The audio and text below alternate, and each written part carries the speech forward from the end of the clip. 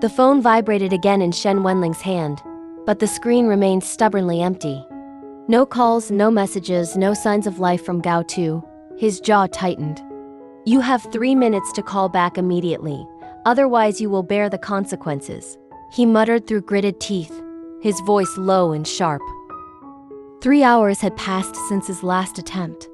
3 hours of silence, 3 hours of torment.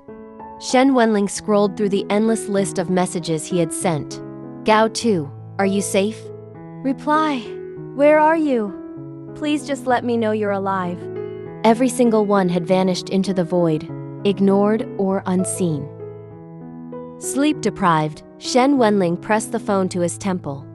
His head throbbed with a dull, persistent pain, like someone had struck him repeatedly with a stick. His mind was foggy, heavy with exhaustion.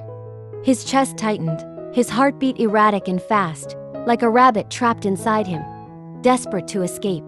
He felt powerless, desperate, and consumed by the unknown. 3 months had passed in a blur. Autumn was creeping into the city, painting the trees in shades of gold and amber. Yet there was still no word from Gao Tu. It was as if he had vanished from the earth entirely, leaving behind only a void that gnawed at Shen Wenlang's mind. No matter how hard he tried, no matter the strategies he employed, he could find no trace of him.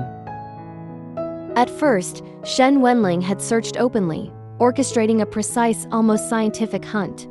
But the longer he searched, the clearer it became. Gao Tu was avoiding him. It was deliberate, calculated, and the thought tore at him from the inside. Even so, Shen Wenlang's approach was meticulous. He knew Gao Tu could suspend work or work from home, but Gao Qing, his younger sibling, could not avoid school. Retrieving her student records seemed like a logical step. Perhaps he could find a lead through her. It worked. But not in the way he expected. Gao Qing, now recovered from her illness, had returned to a normal life. Shen Wenlang approached her cautiously, hoping to explain, to ask for help.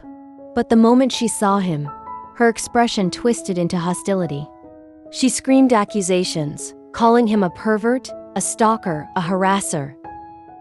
According to the law, a male alpha harassing a female alpha could face serious consequences. Within minutes, the police arrived.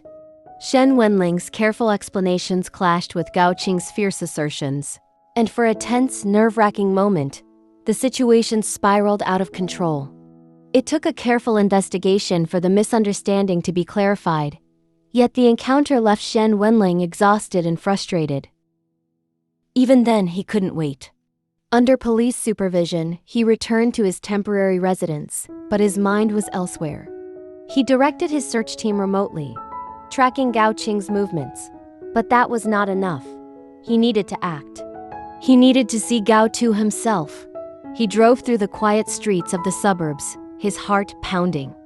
The apartment was simple, unassuming, tucked away from the world.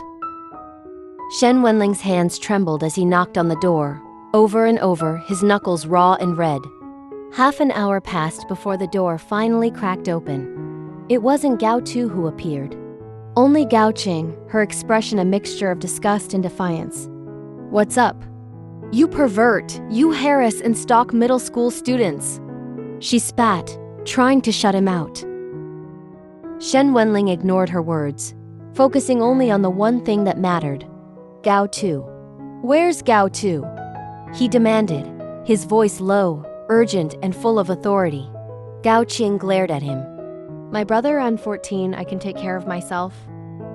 "My brother, I'm 14, I can take care of myself." "My brother has his own life. We don't live together." Her tone was sharp, dismissive. He exhaled sharply.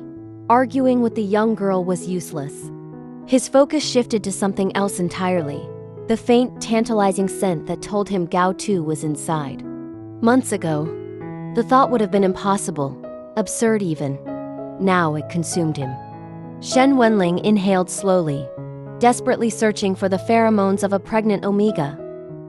Then he caught it, the faint, unmistakable scent. Gao Tu, alive, close, and trapped behind the security door. Shen Wenlang's heart raced, every instinct screaming, every nerve on fire. He slammed his fist against the door, the metal clang ringing sharply. "Open the door!" he shouted, his voice raw with need. Gao Tu stepped back, fear flickering across her face, but she did not budge. "Do you want to go to the police again? I heard you're important. You don't want your name in the news for harassing middle school students, do you?" Shen Wenlang barely registered her words. He could smell Gao Tu clearly now. The scent was intoxicating, consuming, drawing him in like a magnet.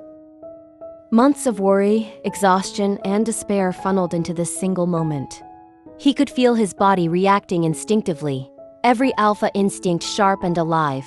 "Open the door." He roared again, louder this time, each word a command, each strike against the door echoing his desperation. Gao Tu hesitated, sensing the force behind his voice, the intensity radiating from him.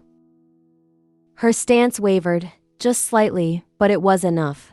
Shen Wenlang's focus remained unbroken, locked on the scent, the presence he had craved for months. He pressed his face to the small gap of the security door, inhaling the faint aroma of the Omega. It was calming and maddening at once, a combination of relief and frustration that made his chest tighten even further. Gao Tu was here, he was alive, and finally, Shen Wenlang could confirm it for himself. Time seemed to stretch. The world outside ceased to exist. There was only Shen Wenlang, the door, and the unmistakable presence of Gao Tu. His breath quickened, pulse pounding in his ears. Every sleepless night, every frantic search, every moment of uncertainty had led him here, to this exact point. "Open the door," he said again, quieter now, softer but no less commanding. There was no threat in his voice, only need, desperation, and an unwavering determination. He would not leave without Gao Tu. Not now. Not ever. The faintest click echoed from the door. A small crack opened, and Shen Wenlang's eyes narrowed. His senses heightened further, scanning the shadows for the familiar face, the faint, sage-like scent, the presence that had consumed him for months.